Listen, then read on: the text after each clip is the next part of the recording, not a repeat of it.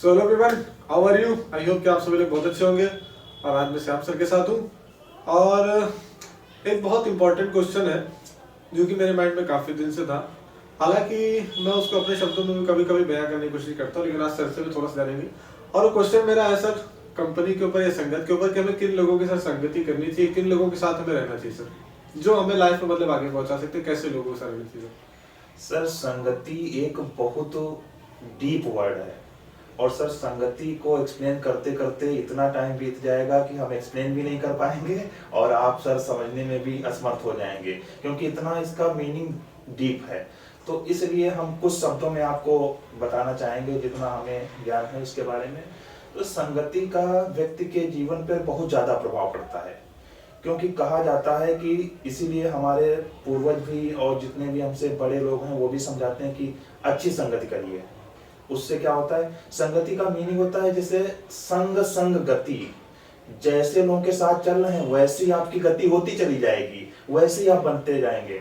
जैसे एक चौपाई या दोहा कह सकते हैं, बोला जाता है, उसमें कहता है कदली सीप भुजंग मुख स्वाति एक गुण तीन, जैसी संगति बैठिए वैसे ही फल दी। मतलब कदली मतलब होता है केले का पत्ता।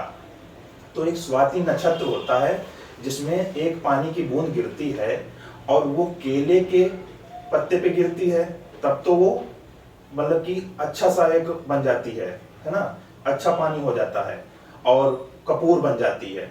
और लेकिन जब उसके क्या नाम सीप पे गिरती है तो वो मोती बन जाती है, और अगर सर्प के मुख में गिरती है तो विष बन जाती है। स्वाति नक्षत्र का पानी एक ही है, लेकिन वो केले के पत्ते पे गिरती है तो कपूर बन जाती है, और सीप के मुंह में गिरती है तो मोती बन जाती है, और अगर भुजंग मतलब कि सर्प के मुख में गिरती है तो विष बन जाती है। तो देखिए एक ही चीज है, लेकिन संगति के साथ साथ उसका क्या होता है, उसकी विशेषता बदल जाती है और वैसे ही उसके अंदर गुण आ जाते हैं। तो संगति का बहुत बड़ा महत्व होता है। इसमें सर एक चीज और भी है जी, वही पानी की बूंद तवे गर्म तवे पे गिर जाए तो भाप बन जाती है। जी जी बिल्कुल। तो इससे कह सकते हैं कि संगति का हमारे जीवन में बहुत बड़ा महत्व होता है। और यहाँ तक कि आप जो है कि प्राचीन काल में या महाभारत से सीख लीजिए, कुछ उससे ज्ञान प्राप्त करिए कि उसमें देखिए कौरवों का कौन होता है संगति, किसके साथ होती है, शकुनी के साथ में। उसने पूरी महाभारत करवा के पूरा उनका विनाश करवा दिया कौरवों का। दूसरी तरफ पांडवों के साथ में कौन थे, श्री कृष्ण जी। उन्होंने देखिए उनका उत्थान कर दिया, कहां से कहां पहुंचा दिया, जबकि वो कमजोर थे। हाँ, जबकि पांडव कमजोर थे, हालांकि कह सकते हैं, लेकिन कौरव 100 लोग थे, वो 5 ही लोग थे और उनके पास इतनी सेना थी। लेकिन संगति का असर देखिए, तो संगति का असर उनके पास शकुनी था, वो उनको परपंच बनाता रहता था, सुखाता रहता था कि गलत चीजें सिखाता था। और दूसरी तरफ भगवान श्री कृष्ण थे पांडवों के साथ। तो देखिए संगति का कितना बड़ा महत्व होता है। और एक चीज ये भी है सर, ये भी नहीं कह सकते कि संगति, अगर आपकी प्रकृति उत्तम है, अगर आपके अंदर क्वालिटीज हैं, तो बुरी संगति भी आपका देखिए हाँ कुछ नहीं बिगाड़ सकती, क्योंकि अपवाद हर चीज में होते हैं। एक्सेप्शनल केस तो हर चीज में आते हैं। जैसे एक तरफ कहा गया संगति से गुणा हुए संगति से गुड़ जाए, बांस फांस और मिश्री एक ही भाव बिकाए। मतलब कि जैसे साथ में रहेंगे वैसे ही आपके आचरण बनेगा और वैसे ही आपके साथ लोग बिहेव करेंगे। लेकिन दूसरी तरफ रहीम जी कहते हैं, जो रहीम उत्तम प्रकृति का कर सकत कुसंग, चंदन विष व्यापत नहीं लिपटे राहत भुजंग। कहने का मतलब है कि अगर आपकी प्रवृत्ति उत्तम है, आपकी प्रकृति उत्तम है और आपके अंदर कंट्रोलिंग पावर है, आप अपने के अंदर इतनी समझदारी है कि हमारे लिए क्या बुरा है क्या भला है, तो आपका बुरी संगति भी कुछ नहीं बिगाड़ सकती है। जैसे कि चंदन के पेड़ होते हैं, उनमें भुजंग सर्प लिपटे रहते हैं, लेकिन आज तक किसी चंदन के पेड़ में क्या विष व्याप्त हुआ, नहीं व्याप्त हुआ। तो ये सारी चीजें बहुत मायने रखती हैं। ये सर सही कह रहे सर।